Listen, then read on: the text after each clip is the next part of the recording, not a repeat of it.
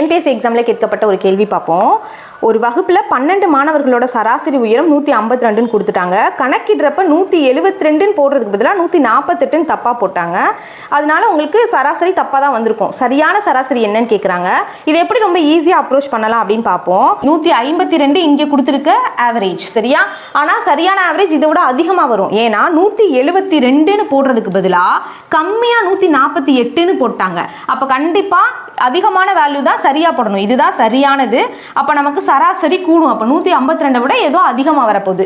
எவ்வளோ அதிகமாக வரப்போகுது அப்படின்னா இந்த 172லேருந்து 148 மைனஸ் பண்ணுங்க. மைனஸ் பண்ணால் நமக்கு என்ன கிடைக்கும்? 24 வருமா? இதை எடுத்து ஆட் பண்ணிடக்கூடாது. இப்போ இந்த 24ன்ற மதிப்பை எத்தனை பேர் இருக்காங்க ஸ்கூலில்? 12 பேர் இருக்காங்களா? 12 பேருக்கு பிரித்து கொடுக்கணும். அப்போ 24 12ஆல் வகுத்தோம்னா 2 கிடைக்கும். இந்த 2 தான் இங்கே சேரும். 154 அப்படின்றது சரியான விடை. ஓகே, இதே மாதிரி ஒரு கேள்வி உங்களுக்கு ஒரு குட்சமாக கொடுத்துருக்கேன். அதுக்கான ஆன்சர் என்ன வரும்ன்றதை கமெண்ட்